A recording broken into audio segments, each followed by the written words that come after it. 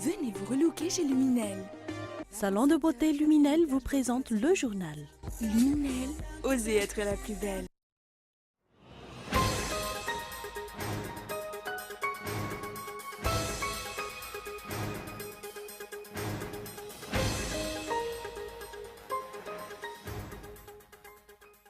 Le calme est revenu dans le centre-ville d'Imbinz après les échauffourées d'hier qui se sont soldées par des blessés par balles. Les forces de l'ordre continuent de quadriller la ville. Un couvre-feu a été instauré.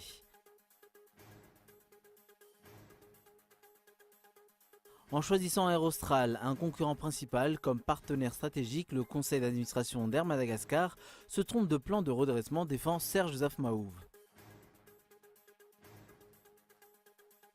Le ton monte entre la Syrie et Israël. L'État hébreu a mené des raids sur la Syrie cette nuit, près de Palmyre. Le régime de Damas a riposté. Il aurait abattu un appareil. Dans le même temps, des frappes ont visé une mosquée à une trentaine de kilomètres d'Alep, faisant au moins 42 morts.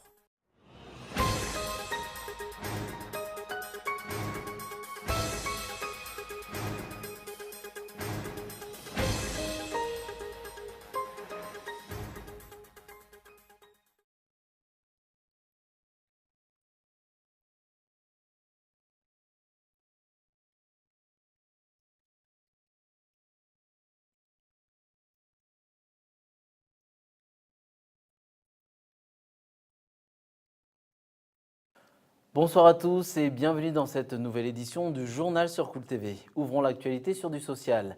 Le calme est revenu dans le centre-ville d'Imbinz après les échauffourées d'hier qui se sont soldées par des blessés par balles. Les forces de l'ordre continuent de quadriller la ville. Un couvre-feu a été instauré. Cette affaire se trouve actuellement entre les mains de la justice. Les détails dans les explications de notre consoeur Intamélie, une journaliste locale.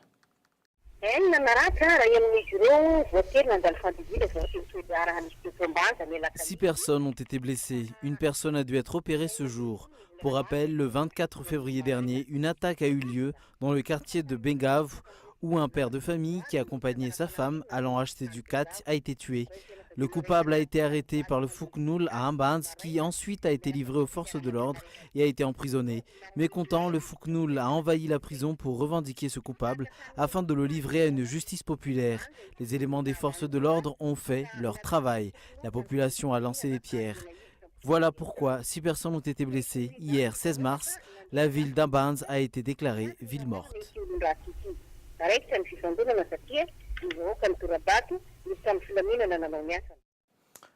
L'on attend les résultats des enquêtes sur cette affaire, tant du côté de ceux qui ont troublé l'ordre public que du côté des forces de l'ordre qui ont ouvert le feu sur la population civile et ayant fait des blessés par balles. L'on a également tenté de joindre au téléphone le chef du district d'Imbinz en tant que président de l'OMC ou organe mixte de conception, mais en vain pour de plus amples informations.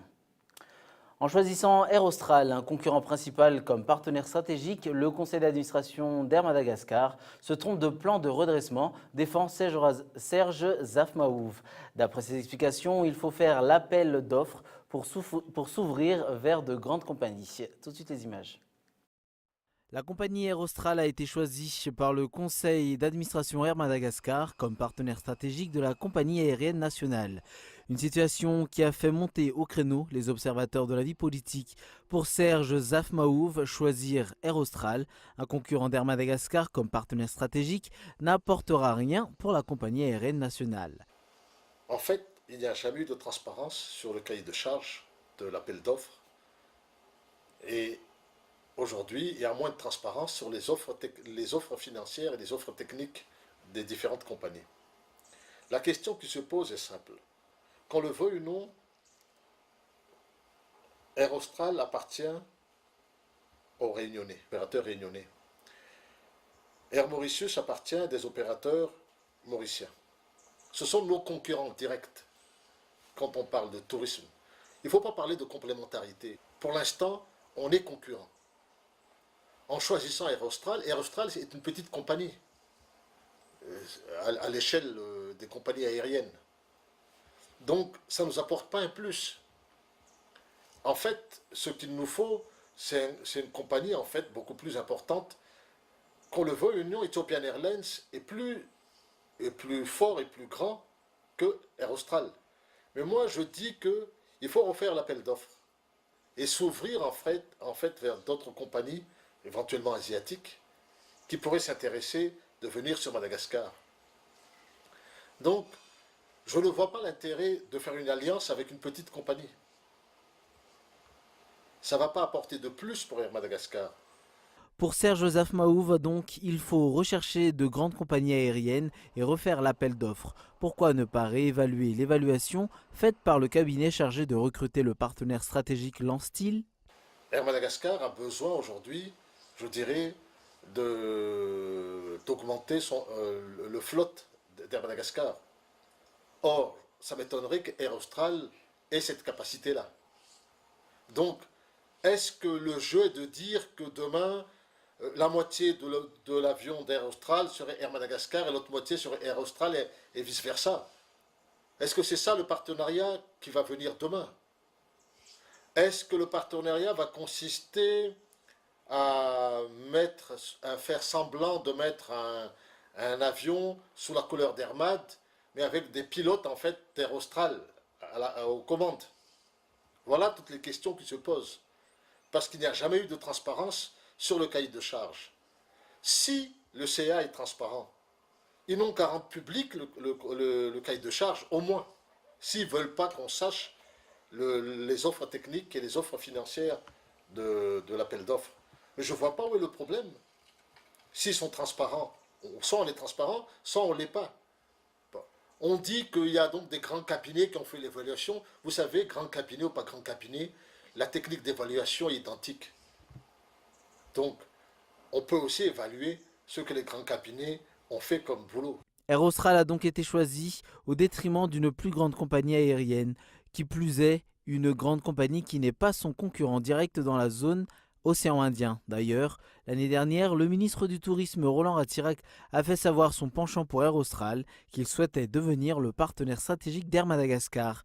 Pour les observateurs œuvrant dans le secteur du transport aérien, le choix d'Air Austral comme partenaire stratégique risque de provoquer la décadence d'Air Madagascar. Ce dernier risque d'être relégué uniquement pour les vols domestiques.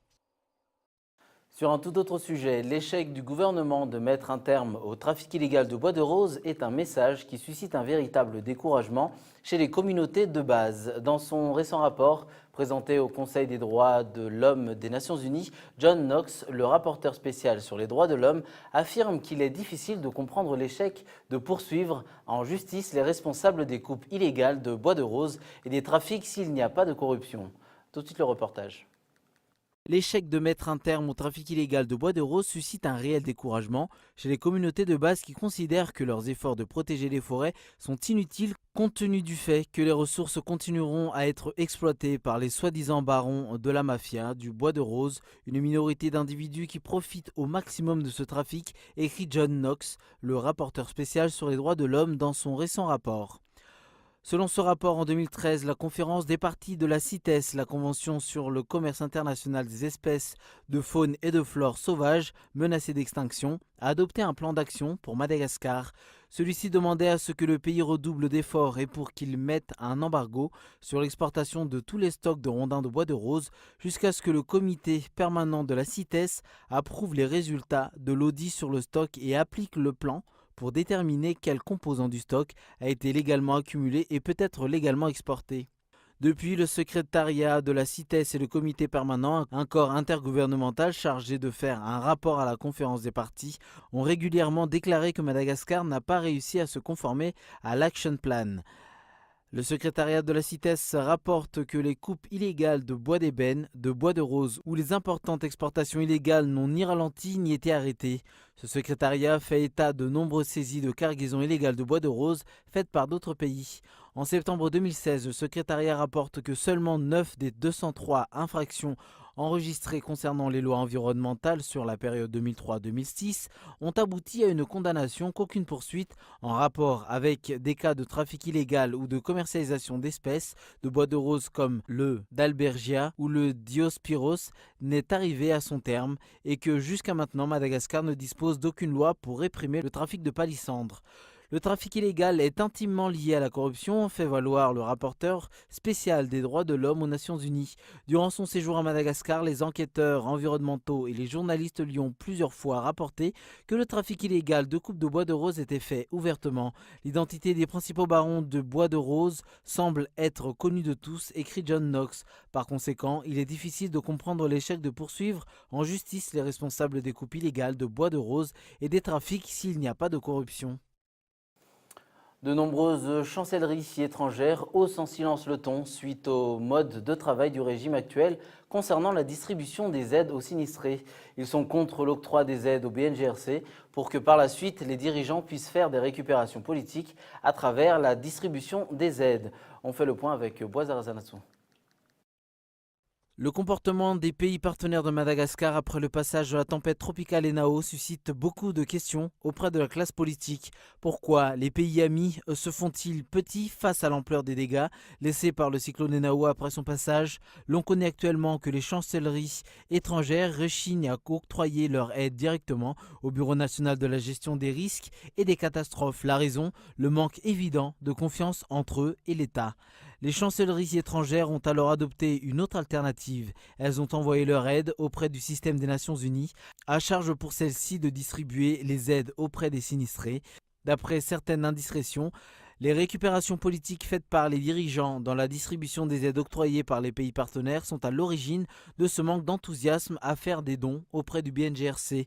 Faut-il rappeler que la représentante résidente du PNUD a déjà effectué une visite dans la partie nord de l'île au lendemain du passage du cyclone? L'exécutif a pris du retard, comme à son accoutumée, pour faire des descentes dans les régions et les districts les plus touchés dans le nord de Madagascar. De nombreux responsables étatiques doivent répondre de leurs actes, a affirmé ce jour la CNID concernant l'affaire Befandji Navarach. Un non-respect total des droits de l'homme a été mis à l'index par cette commission. De plus, la famine plane actuellement sur les sinistrés d'Antsakabar, sur les images de Miantaran Genève. Après une enquête sur terrain effectuée par les membres de la CNID ou Commission nationale indépendante des droits de l'homme dans la commune d'Antsakabar, district de Befandjina Nord, après le vindicte populaire qu'ont subi les policiers et l'incendie de plusieurs centaines de maisons d'habitation, il y a quelques semaines, il en ressort que les droits humains ont été totalement foulés aux pieds.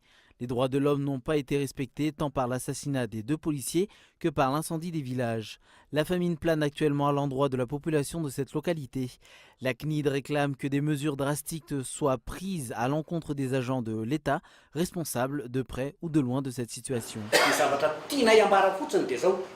Ce que nous voulons dire, c'est que le ministre limogé n'est pas le seul responsable dans cette affaire. Nombreux sont les responsables dans cette affaire. Au moins 10 personnes ont fui, ce qui affirme que quelque chose ne tourne pas rond. Surtout qu'il y a une énorme corruption dans cette affaire. Si l'affaire a été bien prise en main par le district et passée ensuite à la gendarmerie, il n'y aurait peut-être pas eu plusieurs morts. Les résultats de l'enquête menée par l'organe mixte n'est pour le moment connu du public. Jusqu'à maintenant, 5 personnes ont été placées sous mandat de dépôt. 10 personnes sont activement recherchées pour le meurtre des 2 policiers. Aucun membre des forces de l'ordre n'a été mis aux arrêts suite à l'incendie des maisons d'habitation. Dans l'actualité internationale, la Syrie et Israël ont donc connu leur plus sérieux accrochage cette nuit en Syrie depuis le début de la guerre en 2011. L'État hébreu a mené des raids sur le pays dans la zone de Palmyre. Damas aurait riposté et même abattu un des avions israéliens. Dans le même temps, des frappes ont visé une mosquée à une trentaine de kilomètres d'Alep, faisant au moins 42 morts et une centaine de blessés. Reportage de France 24. Il remercie Dieu, car l'homme qu'ils viennent d'extraire des décombres est vivant. Il est immédiatement pris en charge, puis transporté dans l'hôpital le plus proche. Dieu merci, vous êtes vivant. À l'aide de torches, les casques blancs, les secouristes des zones rebelles en Syrie retournent chaque morceau de gravat. Il ne reste plus rien de la mosquée.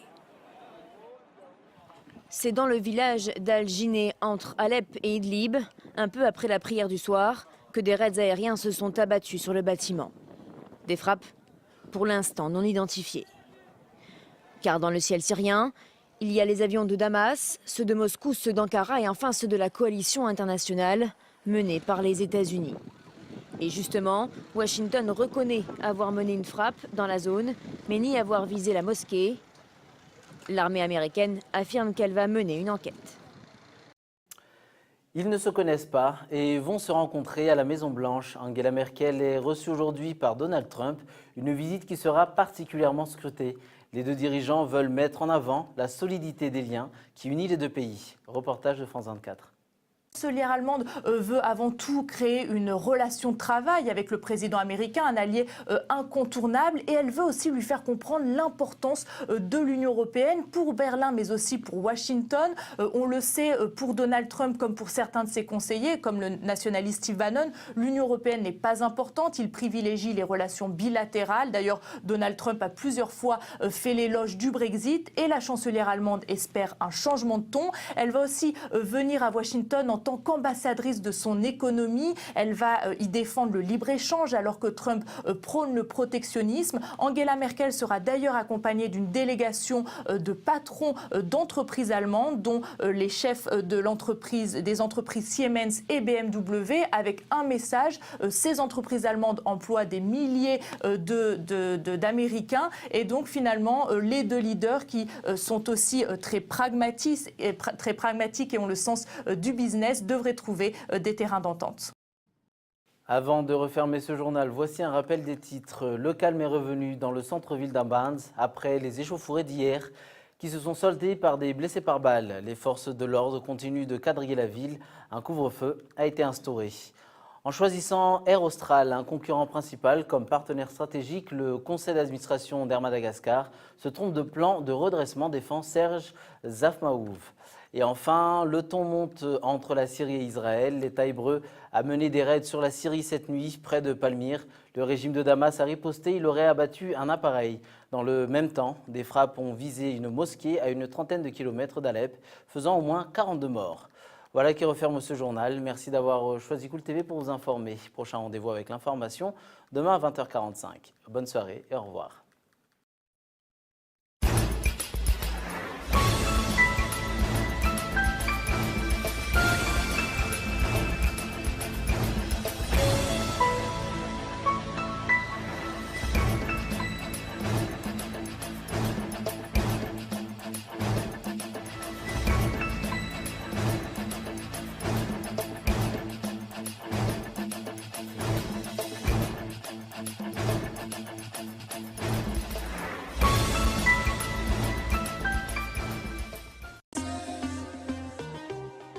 Venez vous relooker chez Luminel. Le journal vous a été présenté par Salon de beauté Luminel. Luminel, osez être la plus belle.